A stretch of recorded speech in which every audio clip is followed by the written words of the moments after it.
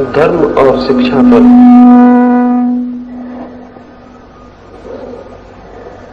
इसके पहले कि मैं कुछ आपसे कहूं, एक छोटी सी कहानी से मैं अपनी बात शुरू करना चाहूंगा।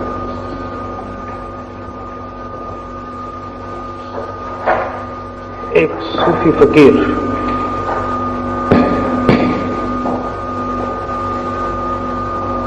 एक रात सोया। सोते समय बंदी कर देना समझता हूं में उस फकीर के मन में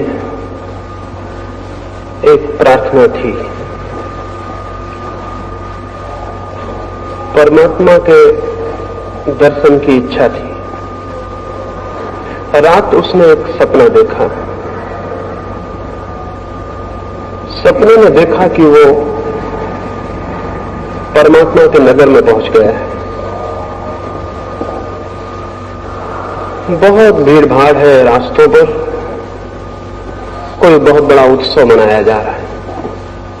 उसने पूछा किसी से तो ज्ञात हुआ परमात्मा का जन्मदिन है। एक बहुत बड़े रथ पर एक बहुत प्रतिभाशाली व्यक्ति सवार है।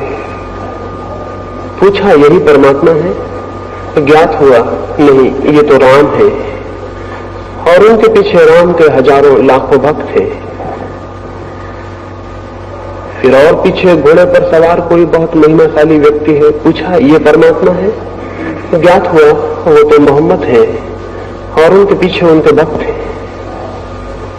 और ऐसे वो शोभा यात्रा लंबी होती गई। क्राइस्ट निकले और महावीर और बुद्ध और जरथुस्त्र, और धीरे धीरे शोभा यात्रा समाप्त हो गई।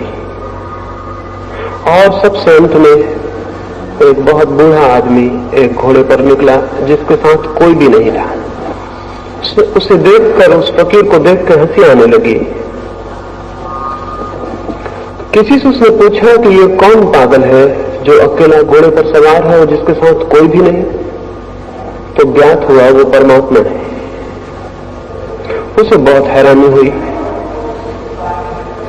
और उसने पूछा कि राम के साथ बहुत लोग हैं, क्राइस्ट के साथ बहुत लोग हैं, बुद्ध और महावीर के साथ बहुत लोग हैं, मोहम्मद के साथ बहुत लोग हैं, लेकिन परमात्मा के साथ कोई क्यों नहीं? तो ज्ञात हुआ सारे लोग मोहम्मद, महावीर और राम में बट गए हैं। परमात्मा के लिए कोई बचा नहीं। उसकी घबराहट में नींद खुल गई।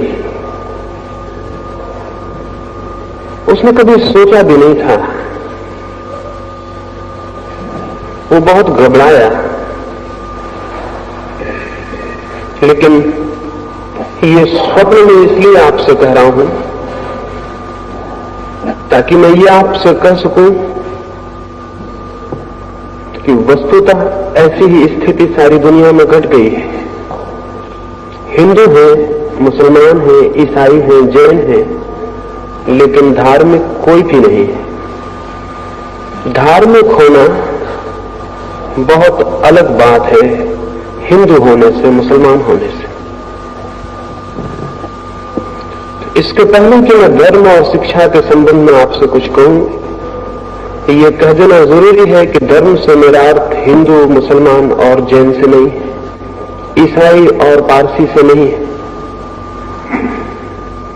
जब तक कोई मनुष्य हिंदू है या मुसलमान है, तब तक धार्मिक होना असंभव है।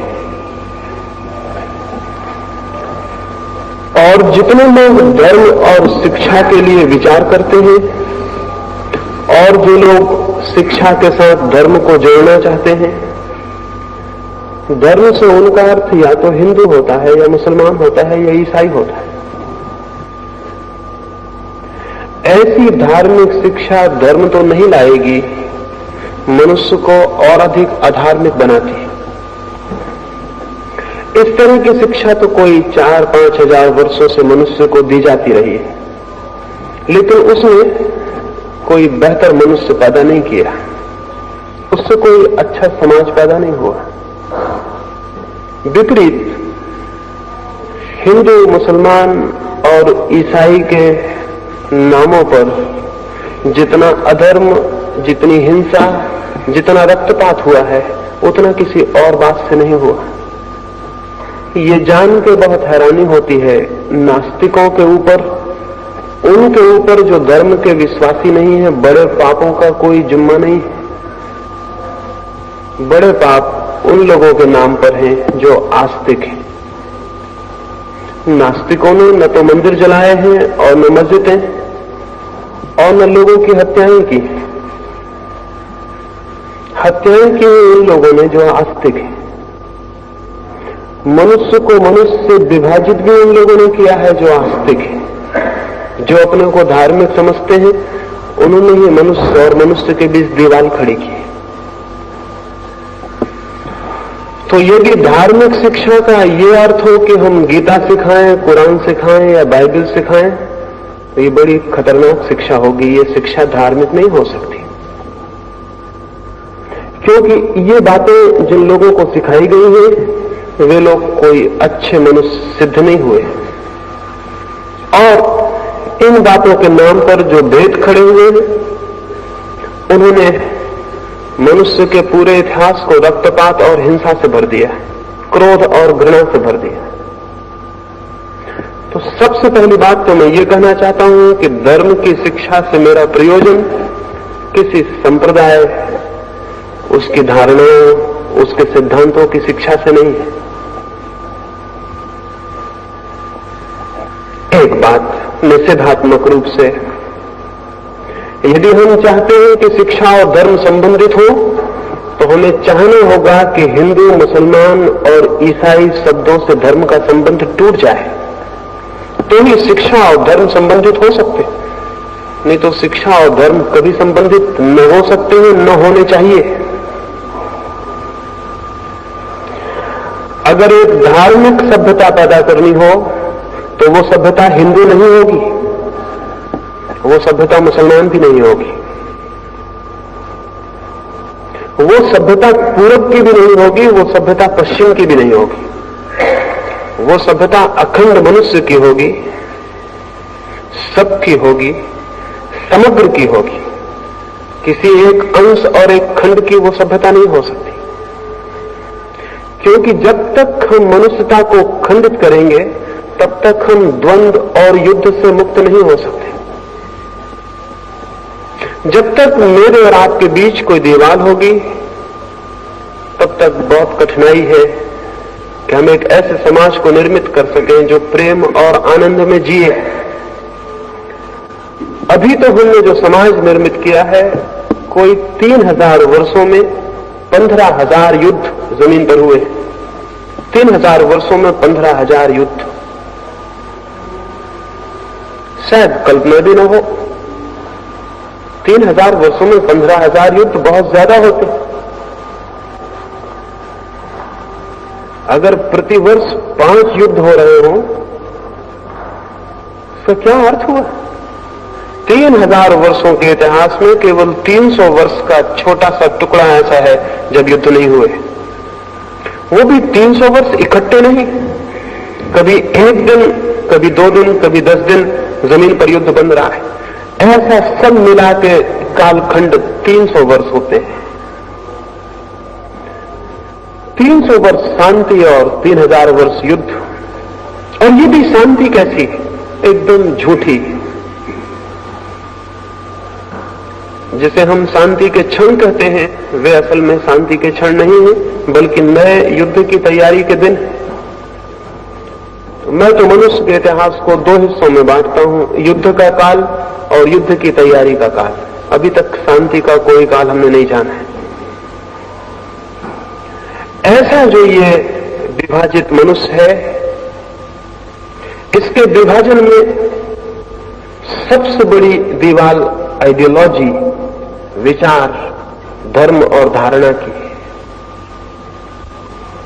बातें बदल जाती हैं। आज कम्युनिज्म है और अमेरिका का लोकतंत्र है, वे भी 2 धर्म बन के खड़े हो गए। उनकी भी लड़ाई 2 धर्मों जैसी लड़ाई हो गई। क्या ये नहीं हो सकता कि हम विचार के आधार पर मनुष्य के विभाजन को समाप्त कर दें? क्या ये उचित है कि विचार जैसी बहुत हवाई चीज के लिए हम मनुष्य की हत्या करें? क्या ये उचित है कि मेरा विचार और आपका विचार मेरे हृदय और आपके हृदय को शत्रु बना दे? अब तक यही हुआ है, और अब तक धर्मों के नाम पर खड़े हुए संगठन हमारे प्रेम के संगठन नहीं है, बल्कि हमारी घृणा के संगठन है। और इसलिए आपको ज्ञात होगा कि जब भी दुनिया में घृणा का जहर जोर से फैला दिया जाए तो किसी को भी संगठित किया जा सकता है। एडोल्फ हिटलर ने अपने आत्मकथा में लिखा है, अगर किसी कौम को संगठित करना हो तो किसी दूसरे कौम के प्रति घृणा पैदा कर दो, कोई खतरा पैदा कर दो। मुसलमान को इकट्ठा होना होता है तो वो कहता है इस्लाम खतरे में, और तब मुसलमान इकट्ठा हो जाते। और हिंदू को इकट्ठा होना हो तो वो कहता है हिंदू धर्म खतरे में, और हिंदू इकट्ठा हो जाते। अभी पाकिस्तान का हमला भारत पे हुआ या चीन का, तो सारे भारत में एकता मालूम पड़ी।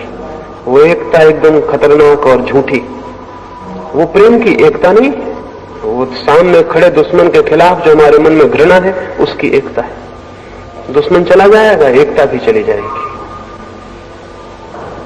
तो ये हमारे सारे संगठन जिनको हम धर्म कहते हैं, किसी की घृणा पर खड़े हुए, और घृणा का धर्म से क्या संबंध हो सकता है? मेरे और आपके बीच जो चीज भी घृणा लाती हो वो धर्म नहीं हो सकती। मेरे और आपके बीच जो चीज प्रेम लाती हो वो धर्म हो सकती है। और ये भी स्मरण रखें, अगर मनुष्य को मनुष्य तोड़ देती हो कोई चीज, तो वही चीज मनुष्य को परमात्मा से कैसे जोड़ सकेगी? मनुष्य को मनुष्य तोड़ देने वाली कोई बात मनुष्य को परमात्मा से जोड़ने वाली बात कभी भी नहीं बन सकती। लेकिन जिनको हम धर्म कहते हैं वो हमें तोड़ रहे हैं। यद्यपि वे सभी प्रेम की बातें करते और वे सभी इस बात की भी बातें करती हैं, हम सबके बीच एकता, भ्रातृत्व, ब्रदरहुड की, लेकिन बड़ी हैरानी की बात है, उनकी सारी बातें ही रह जाती हैं, और वे जो भी करते हैं उससे घृणा फैलती है और शत्रुता फैलती है। क्रिश्चियनिटी बातें करती है प्रेम की, लेकिन जितनी हत्या ईसाइयों ने की है उतनी हत्या शायद ही किसी ने की हो।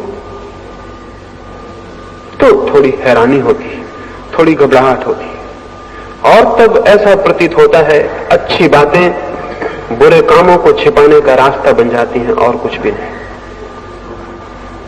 अगर लोगों को मारना हो तो प्रेम के नाम पर मारना बहुत आसान है, और अगर हिंसा करनी हो तो अहिंसा की रक्षा के लिए हिंसा करना बहुत आसान है।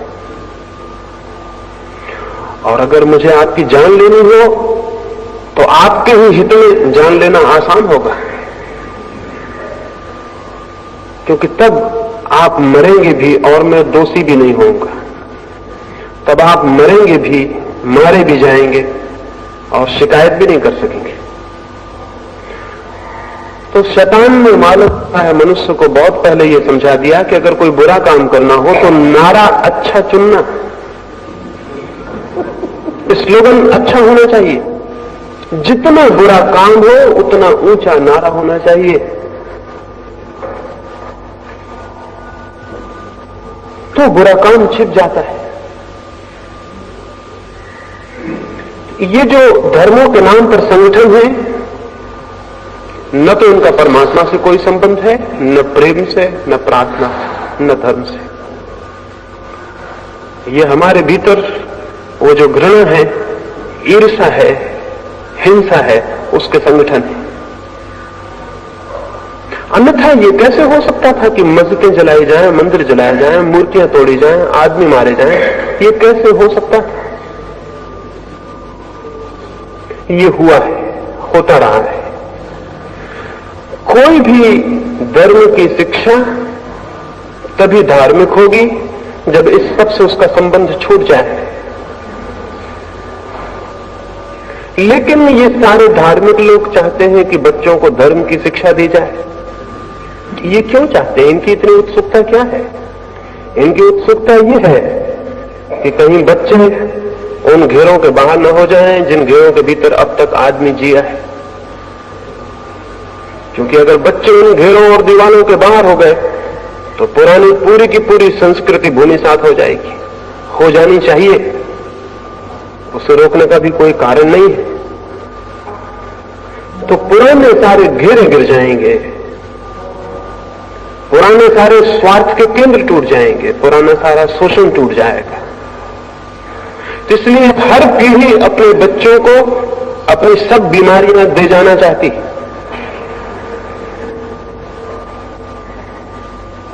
इसमें उसके अहंकार की भी पूर्ति होती है। इसलिए बाप अगर हिंदू है तो बच्चे को हिंदू बना जाना चाहता है। क्यों? मुसलमान बाप बच्चे को मुसलमान बना जाना चाहता है।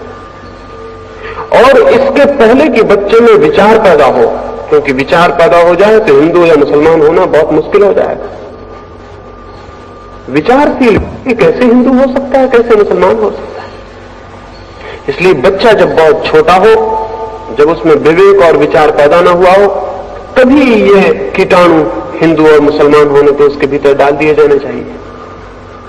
तो जब वो होश में आए तब उसके खून में मिल जाए ये जहर, और तब इस जहर से मुक्त न हो सके। इसलिए सभी ये तथाकथित धार्मिक लोग छोटे छोटे बच्चों को धर्म की शिक्षा दिलाने के लिए बहुत उत्सुक है। इनकी उत्सुकता कोई शुभ नहीं है।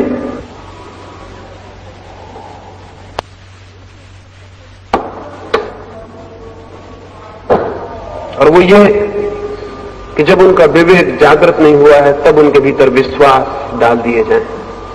विश्वास तो अंधे होते हैं, विश्वास तो अज्ञान से भरे होते हैं। और जब एक बार मन के अचेतन परतों को विश्वास पकड़ लेते हैं तो विचार के जगने में सदा के लिए बाधा हो जाती है। जो हिंदू है वो सोच नहीं सकता, फिर जो मुसलमान है वो भी नहीं सोच सकता, क्योंकि सोचने में खतरा हो सकता है, सोचने में खुद के विश्वास तोड़ने का डर हो सकता है। इसलिए फिर विचार को रोका जाता है। तो ये जो तथाकथित धर्म है और उनकी जो शिक्षा है वो विचार की शिक्षा नहीं है, वो विश्वास की शिक्षा है। और स्मरण रखिए, अगर विचार की शिक्षा हो तो बहुत दिन तक बहुत धर्म नहीं रह सकते, एक ही धर्म शेष रह जाएगा। लेकिन अगर विश्वास की शिक्षा हो तो अनेक धर्म हो सकते हैं। आखिर विज्ञान धीरे धीरे सार्वजनीन सत्यों पर आ गया। गणित हिंदू का अलग नहीं होता, मुसलमान का अलग नहीं होता। लेकिन क्या आपको पता है कि पहले गणित अलग होता था? हिंदुस्तान में जैनियों का गणित अलग, हिंदुओं का गणित अलग था। गणित कैसे दो हो सकते? क्या एब्सर्ड, कैसी नासमझी की बात है। गणित दो हो सकते? हिंदुओं की भूगोल अलग, जैनियों की भूगोल अलग थी। भूगोल दो कैसे हो सकती? लेकिन अलग थी।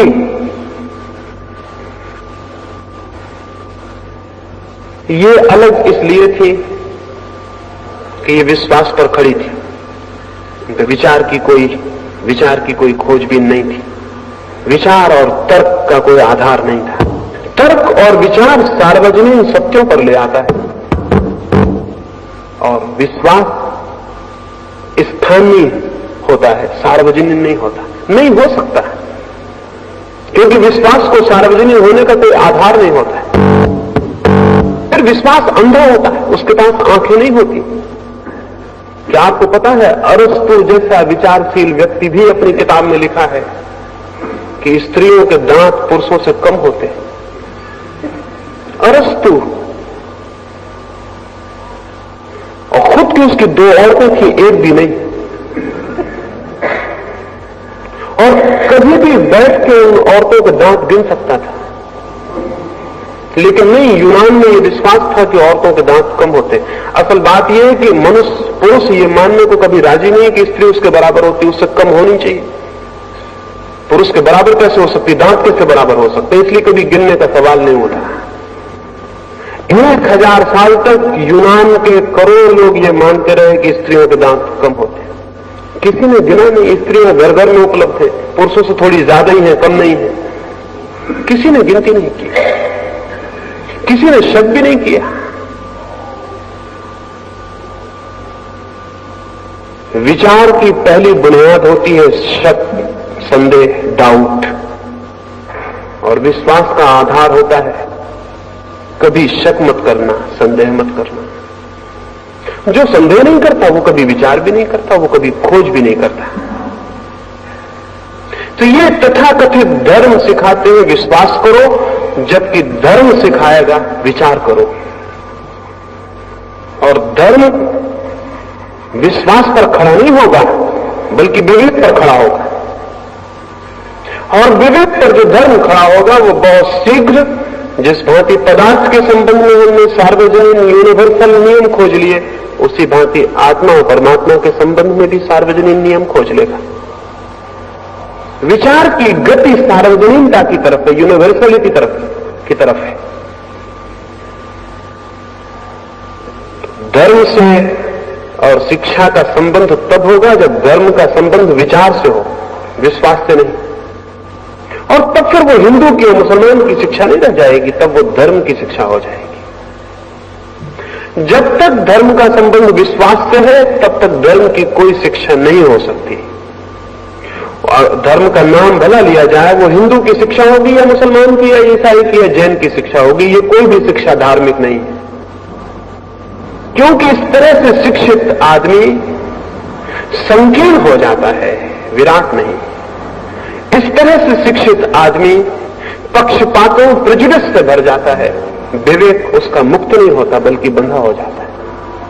इस तरह का व्यक्ति खोज करने में असमर्थ हो जाता है, क्योंकि जितना ज्यादा विश्वास उतनी खोज कठिन।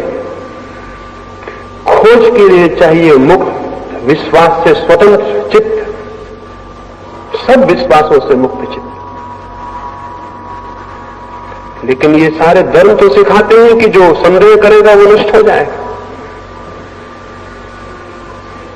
ये कोई धर्म नहीं सिखाते कि तुम विचार करो, क्योंकि हो सकता है कि विचार उन नतीजों पर ले जाए जो उनके नतीजों से मेल न खाएं। इसलिए विचार से ये भयभीत है, सारे धर्म विचार से भयभीत है। इसलिए दुनिया का कोई विकास नहीं हो सका, मनुष्य जाति का विकास नहीं हो सका। जहां विचार से भय है वहां विकास असंभव है। समस्त विकास विचार का विकास है। तो धर्म शिक्षा का केंद्र बन सकता है, लेकिन इसके पहले धर्म का केंद्र विचार को बनाना होगा, विश्वास को नहीं। इसके पहले कि धर्म शिक्षा में आए, धर्म को पुनर्शिक्षित होना पड़ेगा, धर्म को खुद पुनर्दीक्षित होना पड़ेगा। वैसा ही धर्म नहीं प्रवेश पा सकता विद्यापीठों में जैसा धर्म बाजार में प्रचलित है। वो गलत है, वो बुनियादी रूप से गलत है। तो विद्यापीठों में, शिक्षालयों में निश्चित ही धर्म आना चाहिए, क्योंकि ये बात अधूरी होगी कि हम केवल पदार्थ के संबंध में चिंतन करें। ये बात अधूरी होगी कि हम केवल पदार्थ के संबंध में खोजबीन करें। ये पूरे मनुष्य को जानने में बहुत अधूरी सिद्ध होगी। जानना ही होगा, सोचना ही होगा, विचारना ही होगा मनुष्य की चेतना के संबंध में, उसकी आत्मा के संबंध में। जीवन में पदार्थ ही सब कुछ नहीं है, कुछ और भी है, कुछ और विराटतर भी हमारे भीतर है। उसे खोजना होगा, जानना होगा, विचारना होगा। लेकिन ये जो तथाकथित धर्म है, ये उसे विचारने के लिए स्वतंत्रता देने को राजी नहीं। इन धर्मों का शिक्षा से कोई संबंध नहीं हो सकता है, और दुर्भाग्य होगा कि इनका कोई संबंध हो जाए। इनका संबंध नहीं होना चाहिए। लेकिन इसका यह अर्थ नहीं कि धर्म का संबंध नहीं होना चाहिए। धर्म का संबंध तो होना चाहिए। एक दिशा तो विज्ञान है, बाहर जो हमारे जगत है उसको हम खोज रहे हैं। एक दिशा धर्म है, भीतर हमारे जो जगत है उसे भी खोजना है। दो जगत है, एक हमारे बाहर है। एक हमारे भीतर है। राबिया नाम की एक फकीर औरत थी। एक दिन सुबह उसके दरवाजे पर उसके एक मित्र ने कहा कि राबिया बाहर आओ, बहुत सुंदर सूरज उग रहा है, बड़ी सुंदर सुबह है, इतनी सुंदर प्रभात मैंने कभी नहीं देखी, बाहर आओ। राबिया ने कहा, मित्र मैं तुम्हें निमंत्रण देती हूं कि तुम ही भीतर आ जाओ, क्योंकि तुम जिस सूरज को देख रहे हो और जिस सुबह को, मैं उसके बनाने वाले को भीतर देख रही हूं।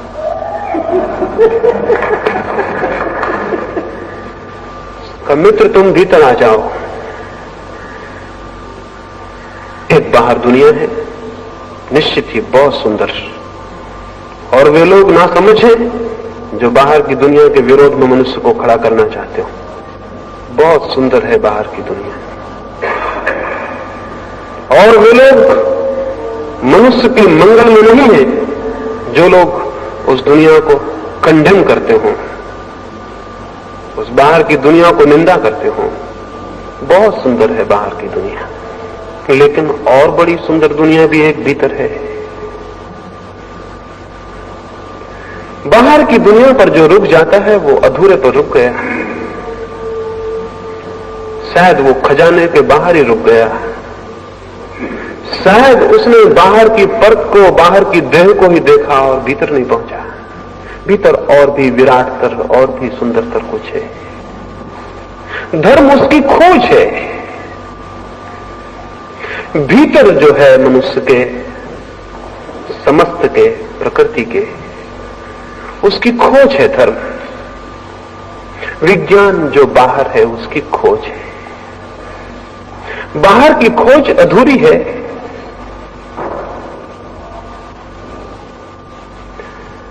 भीतर की खोज से शिक्षा का जरूर ही संबंध होना चाहिए, लेकिन जिन धर्मों को हम जानते हैं उनकी खोज भी भीतर की खोज नहीं है। वे बातें तो परमात्मा की करते हैं, लेकिन बातें एकदम झूठी मालूम पड़ती हैं। उनके मंदिर भी बाहर ही बनते हैं और उनकी मस्जिदें भी बाहर ही बनती हैं, और उनकी मूर्तियां भी बाहर ही खड़ी होती, और उनके शास्त्र भी बाहर हैं और उनके सिद्धांत भी बाहर हैं, और इन बाहर की चीजों पर वे लहते भी देखे जाते हैं। उनका आग्रह भी है इन पर, वे भी मनुष्य को भीतर नहीं ले जाते।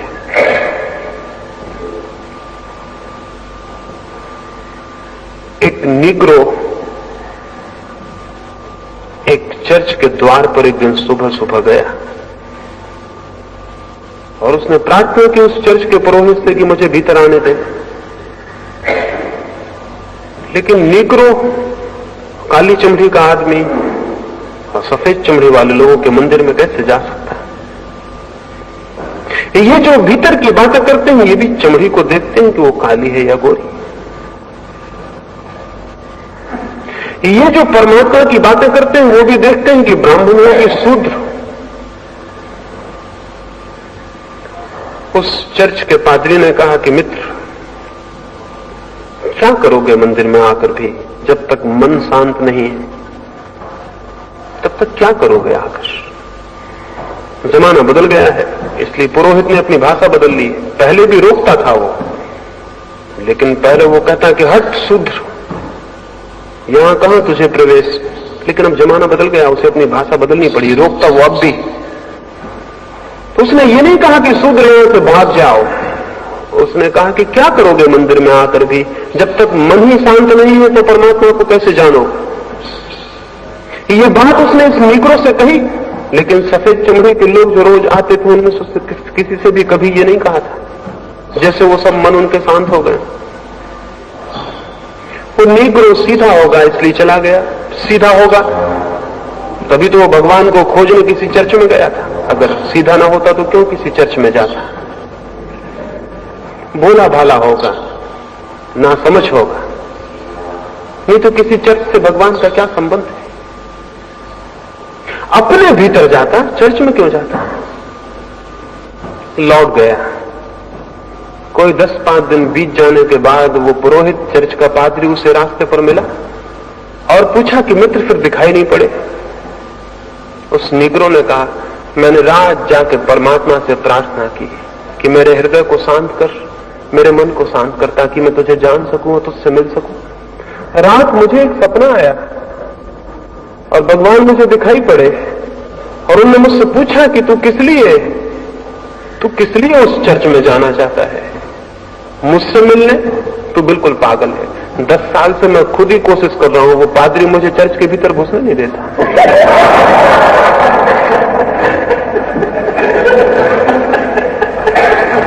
तो जहां मैं नहीं जा सका हूं, वहां तू जा सकेगा, ये बहुत कठिन है।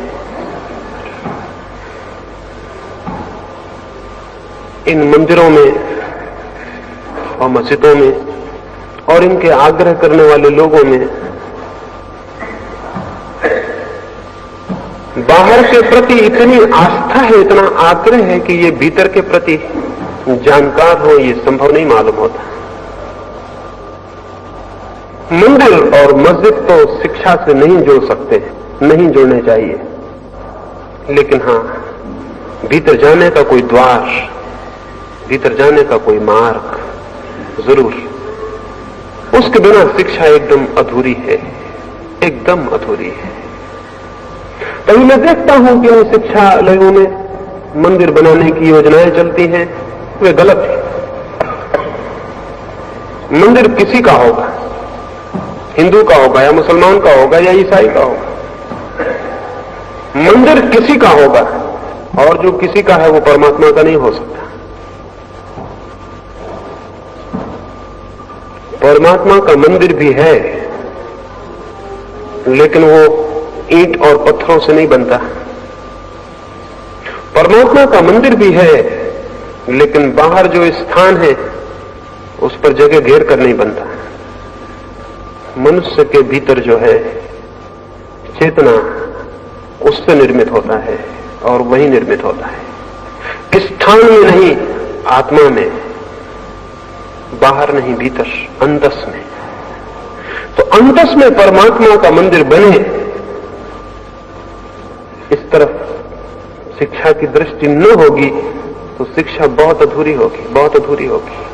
और अब तक सारी शिक्षा अधूरी रही है, और इसलिए अब तक सारी शिक्षा एक लंबी असफलता से ज्यादा नहीं। 20-25 वर्ष की उम्र तक हम शिक्षित करके युवक को दुनिया में भेजते, वो एकदम अधूरा आदमी होता है। उसे जीवन में जो भी केंद्रीय है उसका कोई पता नहीं होता, जीवन में जो भी मूल्यवान है उसका उसे कोई पता नहीं होता। जीवन में जो क्षुद्र है वो केवल उसकी गणना सीख कर ही आता है, और तब 25 वर्ष तो उसने क्षुद्र को सीखने में गंवाए होते, शेष जीवन उस क्षुद्र के व्यवहार में गंवा देता है। सम्यक शिक्षा धर्म विहीन नहीं हो सकती, क्योंकि सम्यक शिक्षा मनुष्य के अंतःकरण की शिक्षा ही होगी। क्या है हमारे भीतर और कैसे वो शिक्षित हो सकता है? क्या कुछ सिद्धांत हम सिखाएं? क्या हम सिखाएं बच्चों को कि ईश्वर है? क्या हम सिखाएं कि आत्मा है, परलोक है, स्वर्ग नरक है, मोक्ष है? ये सिखाएं? नहीं। इस तरह की शिक्षा भी मनुष्य को भीतर नहीं ले जा सकती। इसलिए कि जो भी हम सिखा देते हैं वो हमारे भीतर जाकर हमारा पक्ष, हमारी प्रेजुडिस बन जाती है। एक छोटे से अनाथालय में मैं गया, वहां कोई 100 बच्चे थे, और अनाथ बच्चे तो उनको तो जो भी शिक्षा देनी वो दी जा सकती, कोई कठिनाई नहीं। तो उनको धर्म की शिक्षा दी जाती थी, क्योंकि अनाथ बच्चों को तो कुछ भी सिखा सकते हैं आप, जो भी सिखाना चाहें, अब उनका कोई मां बाप ही नहीं है, तो उनको धर्म की शिक्षा दी जाती थी। मुझे अनाथालय के संयोजकों ने कहा कि हम यहां धर्म की शिक्षा देते हैं। तो मैंने उनसे कहा कि मैं अभी तक समझ ही नहीं पाया कि धर्म की शिक्षा कैसे हो सकती है। धर्म की साधना हो सकती है, शिक्षा नहीं हो सकती। इसमें थोड़ा सा मैं फर्क करता हूं, और वही धर्म की शिक्षा है, धर्म की साधना। तो मैंने कहा शिक्षा क्या देते होंगे, खैर मैं देखूं। तो उन्होंने कहा आप इनसे कोई भी प्रश्न पूछिए, ये बराबर उत्तर देंगे कि ये हो सकता है। उन्होंने खुद ही पूछा ईश्वर है, उन छोटे छोटे बच्चों ने हाथ उठा के हिलाए कि हाँ ईश्वर है। उन्होंने पूछा ये आत्मा है, उन बच्चों ने कहा आत्मा है। उन्होंने पूछा आत्मा कहां है, उन सब बच्चों ने तो हृदय पर हाथ रखे और कहा कि आत्मा यहां है। जैसे हम मिलिट्री में लेफ्ट राइट करना सिखा देते हैं, ऐसे ही उन्होंने उनको ये सिखा दिया। उनको ये सिखा दिया कि तो उनका हाथ हृदय पे चला गया, आत्मा कहां है, तो उन्होंने कहा यहां। मैंने एक छोटे बच्चे से पूछा कि हृदय कहां है, उसने कहा ये तो हमने बताया नहीं गया। जो उसे बताया गया था वो उन्होंने बताया, जो उन्हें नहीं बताया गया था वो कैसे बताते। हृदय का कोई पता नहीं, आत्मा कहां है ये मालूम, परमात्मा कहां है ये मालूम। मैंने उन संयोजकों से कहा कि इन बच्चों के लिए आप जीवन भर के लिए धर्म से तोड़ दे रहे हैं, क्योंकि ये बातें ये सीख जाएंगे और यही खतरा है, और फिर जीवन भर इन्हीं सीखी हुई बातों को दोहराते रहेंगे। और सीखी हुई बातों को जो दोहराता है वो जानने से वंचित रह जाता है। सीखी हुई बातें दोहराते रहेंगे जीवन भर। जीवन जब भी समस्या खड़ी करेगा तभी इनके बंधे हुए उत्तर भीतर से आ जाएंगे। जीवन पूछेगा ईश्वर है, और इनका सीखा हुआ उत्तर कहेगा ईश्वर है। और जीवन पूछेगा कहां है, और उनके हाथ मशीनों की भांति अपने हृदय पर चले जाएंगे और कहेंगे यहां। और ये बिल्कुल हाथ झूठे होंगे, क्योंकि ये सिखाए हुए हैं।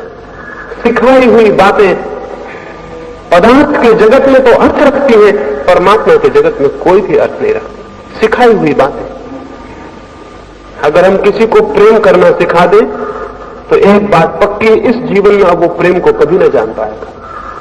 अगर हम उसे सिखा दें प्रेम कैसे करना चाहिए, क्या बोलना चाहिए, कैसे मिलना चाहिए, कैसे गले लगाना चाहिए, सब सिखा दें, तो वो एक्टिंग सीख जाएगा प्रेम करने की, और फिर प्रेम को कभी नहीं जान पाएगा, कभी नहीं जान पाएगा। अभिनेता प्रेम को कभी नहीं जान सकते, हालांकि वही 24 घंटे प्रेम करते हुए दिखाई पड़ते। कभी भी अभिनेता प्रेम को नहीं जान सकता है, क्योंकि प्रेम उसकी ट्रेनिंग है, प्रशिक्षण। प्रेम उसने सीखा है। प्रेम उसके लिए एक कला है, एक आर्ट। प्रेम उसके लिए जीवन नहीं, अनुभव नहीं। जब प्रेम नहीं सीखा जा सकता तो प्रार्थना कैसे सीखी जा सकती? प्रार्थना तो प्रेम का और भी गहनतम रूप है। और जब प्रेम नहीं सीखा जा सकता तो परमात्मा कैसे सीखा जा सकता है? परमात्मा तो हमारे जीवन में जो सबसे ज्यादा अननोन है, सबसे ज्यादा अज्ञात है, वही है। उसे सीखा नहीं जा सकता, उसे जाना जा सकता है। तो धर्म की शिक्षा का यह मतलब नहीं हो सकता कि आपको कुछ सिद्धांत सिखा दिए जाएं और आपको उनकी परीक्षा दिलवा दी जाए और आप परीक्षा में पास हो जाएं। जीवन में जो भी महत्वपूर्ण है उसकी कोई परीक्षा नहीं हो सकती। जीवन में जो व्यर्थ है उसी की परीक्षा हो सकती है।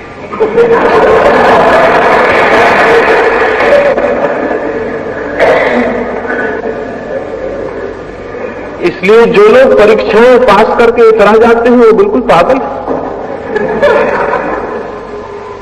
क्योंकि परीक्षा तो किसी महत्वपूर्ण तत्व की नहीं हो सकती। परीक्षाएं जहां समाप्त हो जाती हैं वहीं शिक्षा शुरू होती है। जहां तक परीक्षाएं चलती हैं वहां तक आप बचपन में हैं, वो सब बच्चों की बातें हैं। जीवन की प्रौढ़ता बड़ी और बात है। तो धर्म जाना जा सकता है, सिखाया नहीं जा सकता। कोई दूसरा आपको नहीं सिखा सकता।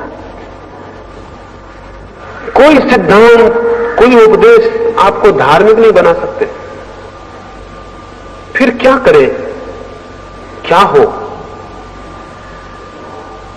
हम बीज बो देते हैं, फिर पौधे को निकालते थोड़ी हैं बीज से, पौधा निकलता है। हम केवल व्यवस्था जुटा देते हैं, बीज को डाल देते हैं, पानी खाद और सब जुटा देते हैं, दागुड़ लगा देते हैं, फिर पौधा निकलता है। पौधा निकाला नहीं जाता, फिर उसमें कलियां आती, कलियां निकाली नहीं जाती, फिर कलियां फूल बनती हैं, कलियों को फूल बनाया नहीं जाता, बाकी फिर सब होता है। हम सिर्फ अवसर जुटा देते हैं। धर्म की शिक्षा नहीं हो सकती, धर्म का बीज विकसित हो सके इसका शिक्षालयों में अवसर जुटाया जा सकता है, इसका अवसर जुटाया जा सकता है, इसकी हवा, इसका वातावरण जुटाया जा सकता है, जमीन बनाई जा सकती है और मौका दिया जा सकता है, उसमें कुछ पैदा हो सकता है।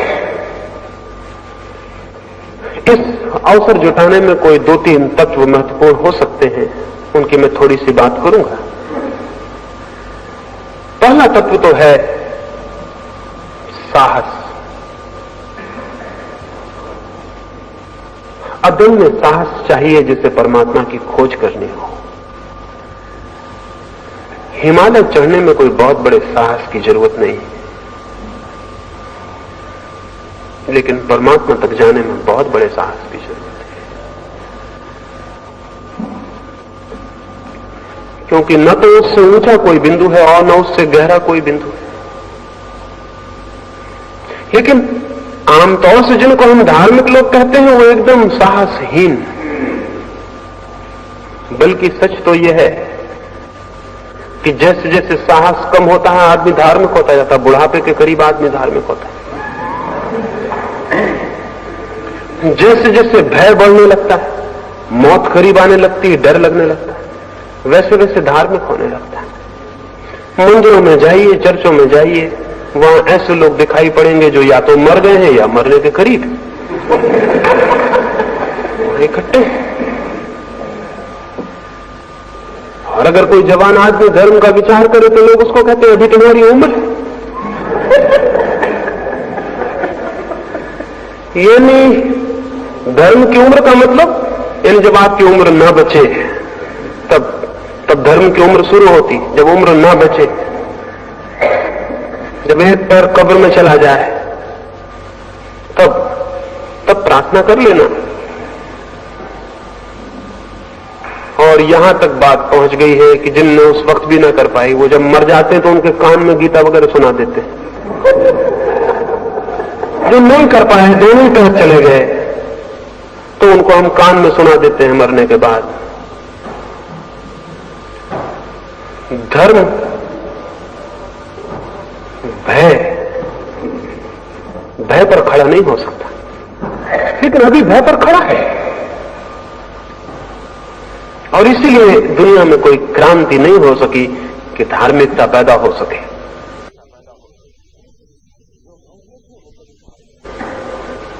जो भयभीत है वो कभी धार्मिक नहीं हो सकता, क्योंकि भयभीत मन खोज करने में समर्थ नहीं रह जाता।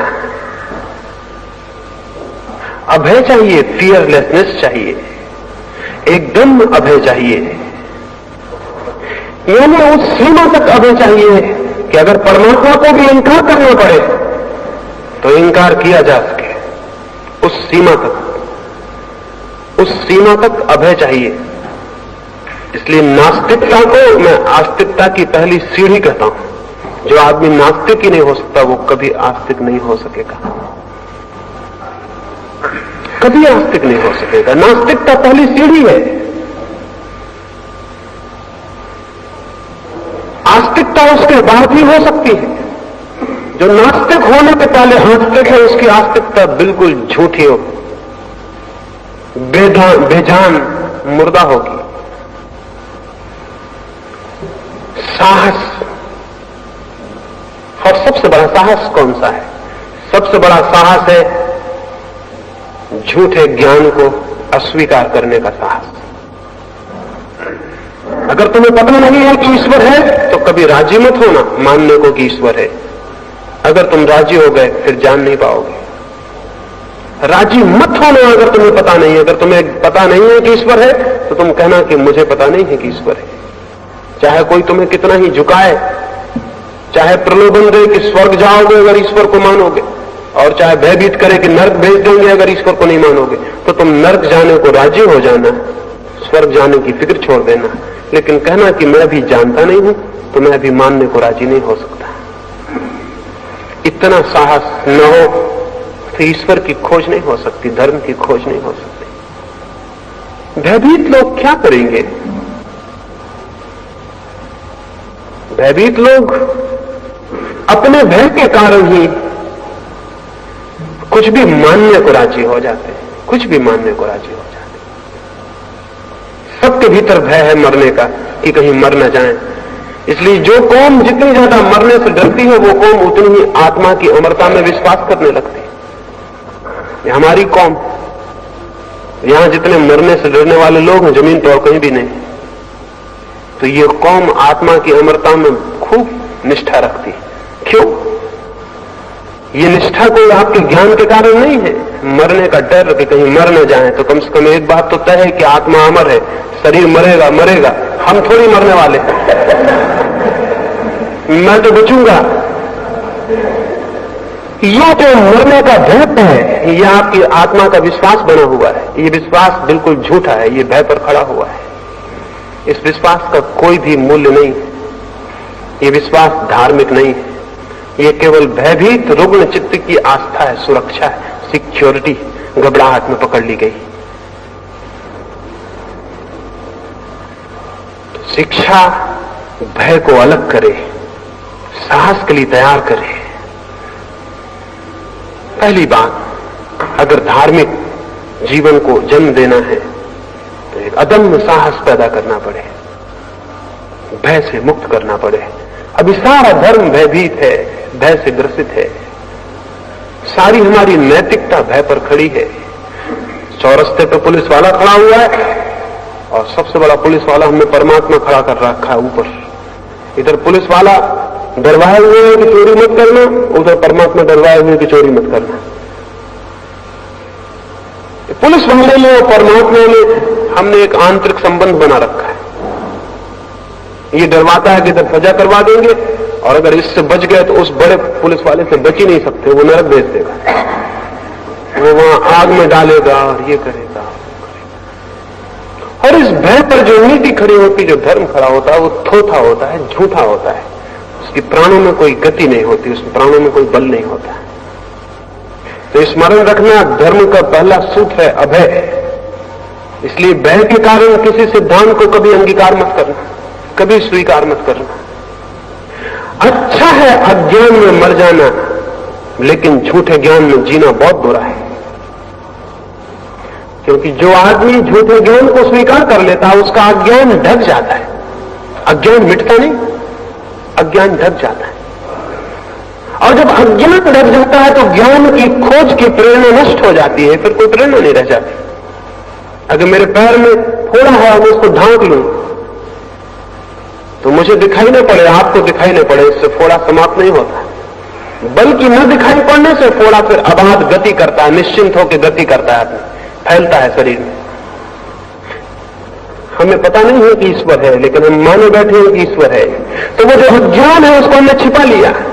छिपा हुआ अज्ञान खतरनाक है, वो बढ़ता जाएगा, फैलता जाएगा। और ये झूठा ज्ञान किसी काम का नहीं, किसी काम का नहीं। अज्ञान को स्वीकार करना अपने, और झूठे ज्ञान को कभी स्वीकार मत करना।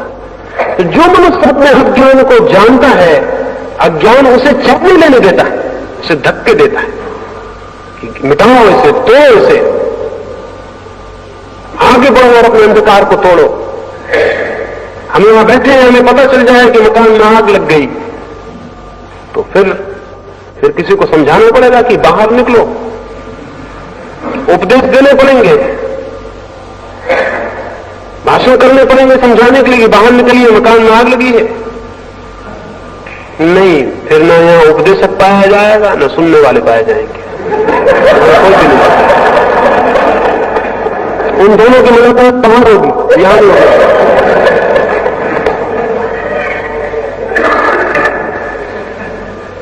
ये जो जीवन है हमारा, इसका अज्ञान अगर हमें दिखाई पड़ने लगे तो अज्ञान लपटों की भांति चारों तरफ अंधकार, अज्ञान अपने आप गति लाता है कि बाहर निकलो, इसके बाहर उठो।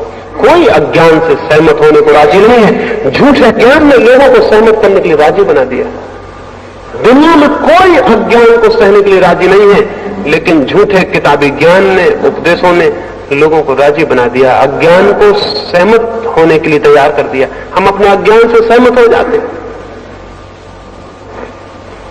हमारे अज्ञान को रोकने में उन लोगों ने सहायता पहुंचाई है जिन्होंने हमें ज्ञान सिखा दिया है। ज्ञान तो सिखाया भी नहीं जा सकता, अज्ञान तोड़ा जा सकता है, ज्ञान सिखाया नहीं जा सकता। और अज्ञान टूट जाए तो जो क्रांति घटित होती है वो ज्ञान है। अज्ञान मिट जाए तो जो शेष रह जाता है वो ज्ञान है। तो तुम ज्ञान इकट्ठा करने की कोशिश मत करना धर्म के जगत में, विज्ञान के जगत में करना, क्योंकि विज्ञान सिर्फ इंफॉर्मेशन है, विज्ञान कोई ज्ञान नहीं, सिर्फ सूचना है। इसलिए तुम सूचना इकट्ठी करना विज्ञान के जगत में।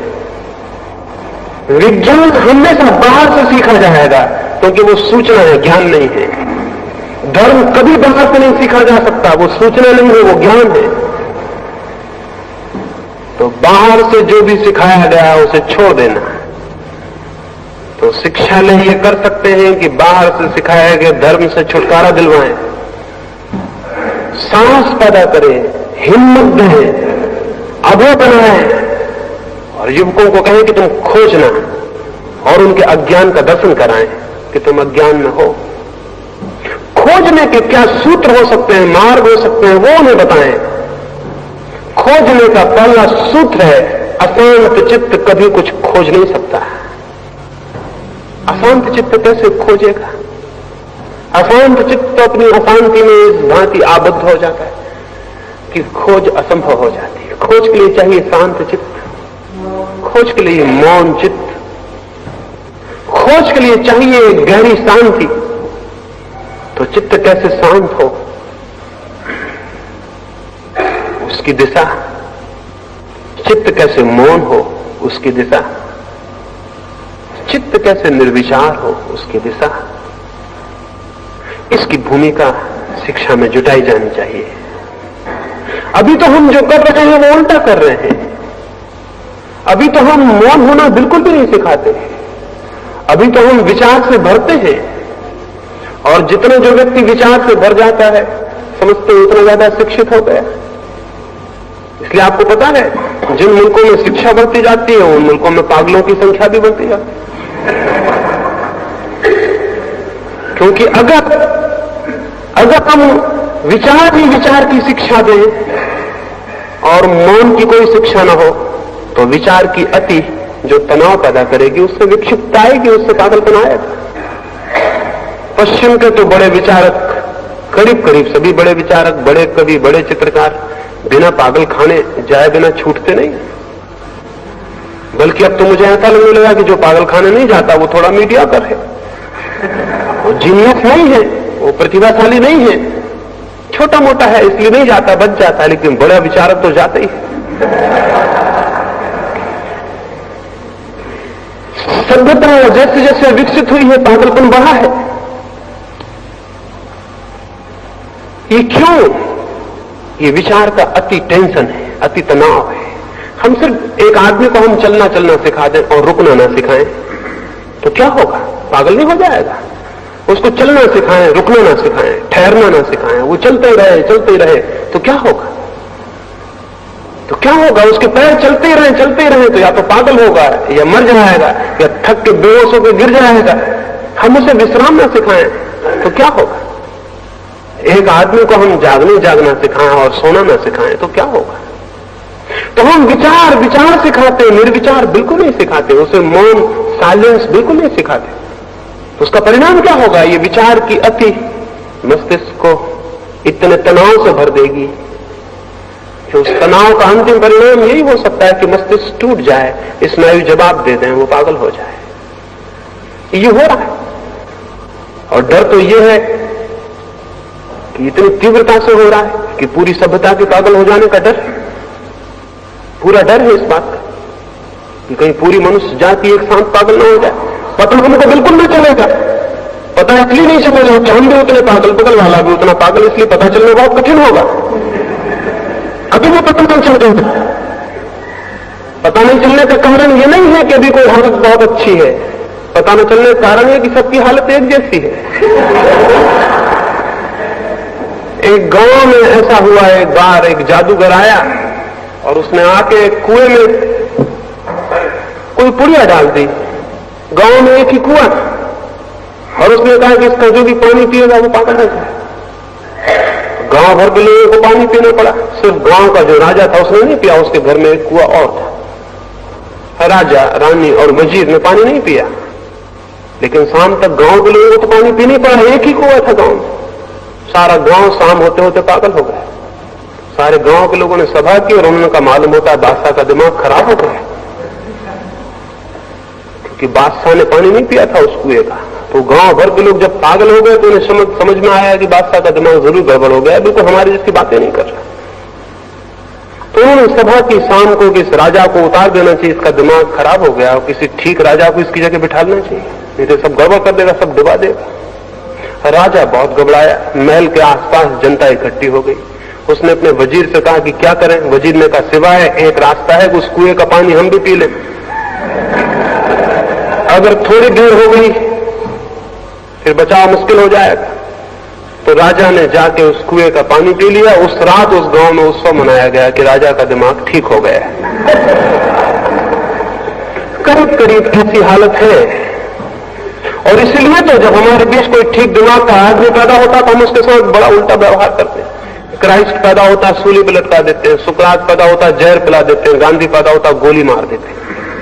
ये हमारा व्यवहार है ठीक मस्तिष्क के लोगों के साथ। ये आकस्मिक नहीं है, ये बिल्कुल स्वाभाविक है। हमारा दिमाग खराब है। तो शिक्षालय, विद्यापीठ विचार ही ना सिखाएं, मौन सिखाएं। मौन की दिशा में अग्रसर करें। थोड़ी देर के लिए निर्विचार होना सिखाएं। मस्तिष्क का श्रम ही नहीं, मस्तिष्क का विश्राम भी। और बड़े मजे की बात है कि जीवन का जो भी गहरा अनुभव है वो जब मस्तिष्क विश्राम करता है तब उत्पन्न होता है, क्योंकि तब उस शांति में, उस मौन में ही वो जाना जाता है जो हमें घेरे हुए है, जो हमारे भीतर है और हमारे बाहर है। जीवन में जो भी शुभ है, सुंदर है और सत्य है, वो मौन में, एकांत में और शांति में ही जाना गया है। तो उस दिशा में हम गति दें। उस दिशा में जो गति मिलेगी, साहस और निर्भयता और खोज की अदम्य इच्छा, जिज्ञासा, संदेह, अगर ये सारी बातें हम युवकों को दे सकें तो धर्म की दिशा में उनकी आंखें उठनी शुरू हो जाएंगी। वैसी स्थिति में ही धर्म और शिक्षा का संबंध हो सकता है। मैं समझता हूं मेरी इन बातों को थोड़ा समझने का प्रयास करेंगे, क्योंकि मैं ये तो नहीं कह सकता कि मेरी बातें मान ले, क्योंकि अगर मैं ये कहूं तो मैं फिर पुराना धार्मिक हो गया। जो आपसे ये कहूं कि मेरी बातें मान ले, विश्वास कर ले, मैंने जो कहा, जो भी आपसे ये कहता हो कि मेरी बातों को विश्वास कर ले, उसे शत्रु समझना, वो आपका मित्र नहीं। जो भी आपसे कहता हो मेरी बातों को मान लेना, वो खतरनाक है। तो मैं आपसे निवेदन करूंगा कि मैंने जो कहा इस पर विचार करना, संदेह करना, इस पर सोचना, इस पर विचार करना। अगर इसमें से कोई चीज ठीक लगे तो वो इसलिए मत मानना कि किसी ने आपसे कही है, वो इसलिए मानना कि वो आपको ठीक लगी है, और उसको भी उस समय तक ही मानना जब तक ठीक लगे, और जिस क्षण को गलत है उसी वक्त छोड़ने का साहस रखना, उसी वक्त छोड़ने का साहस रखना। इस भांति जो व्यक्ति विचार करता है, खोजता है, निर्णय लेता है, उसके जीवन में विकास होता है, गति होती है। और ये बात असत्य है कि विश्वास और श्रद्धा से धर्म मिलता है, ये एकदम असत्य है। विचार, विवेक, शोध और अनुसंधान से धर्म मिलता है। और जिनको विश्वास से मिल जाता हो वो काहिल और सुस्त लोग होंगे जो खुद नहीं खोजना चाहते, और किसी की बात को पकड़ के निश्चिंत हो जाते हैं। वे भी बाजार जाते हैं, 2 पैसे की हंडिया खरीदते हैं तो उसको भी बजाते हैं, लेकिन परमात्मा को बिना बजाए स्वीकार कर लेते हैं। बेईमान है, आलसी है, सुस्त है, खुद खोज करने की श्रम से बचना चाहते हैं। और स्मरण रखें, दूसरों की आंखों से कोई भी कभी नहीं देख सकता, अपनी आंख चाहिए। मेरी आंख से आप नहीं देख सकते, आपकी आंख से मैं नहीं देख सकता हूं। लेकिन उपदेशकों के हित में यही है, पुरोहितों के हित में यही है कि वो कहें तुम्हें आंखों की क्या जरूरत है, हमारे पास आंखें हैं, हमारी आंखों से देख लो। उनके लिए हित में है, क्योंकि लोग जितने ज्यादा अंधे होंगे उतनी ही बड़ी भीड़ उनके पीछे खड़ी होगी, और लोग जितनी भेड़ों की भांति होंगे उतना ही ज्यादा उनका अनुगमन होगा और शोषण होगा। धर्म मनुष्य को विवेक और तेजयुक्त बनाता है, और ये तथाकथित धर्म उसको विवेकहीन, तेज शून्य और भेड़ जैसा बना देते हैं। एक अध्यापक ने मुझे कहा, उन्होंने अपने गांव के छोटे से स्कूल में बच्चों से पूछा कि एक बगीचे के भीतर 11 भेड़ें बंद हैं, अगर उनमें से 5 छलांग लगा के बाहर निकल जाएं तो पीछे कितनी बचेंगी? एक छोटे से बच्चे ने कहा कि बिल्कुल भी नहीं। उनका तो कैसा पागल है, 11 भेड़ें बंद है, 5 छलांग लगाएंगे तो कितनी बचेंगी? उस बच्चे ने कहा, आप गणित जानते होंगे, मैं भेड़ों को जानता हूं, भेड़ें मेरे घर में है, एक भी नहीं बचेगी, क्योंकि जहां 5 गई वहां बाकी 6 भी चली जाएंगी, पीछे कोई बचने वाला नहीं। तो उसने कहा, आप गणित जानते होंगे, मैं भेड़ों को जानता हूं, गणित का मुझे पता नहीं, लेकिन भेड़ एक ना बचेगी पीछे। ये सारे धर्मशास्त्री, धर्म पुरोहित, ये हिंदू और मुसलमान और मस्जिद और मंदिर वाले लोग चाहते हैं मनुष्य न हो दुनिया में, भेड़ें हो। राजनीतिज्ञ भी यही चाहते हैं कि भेड़ें हो।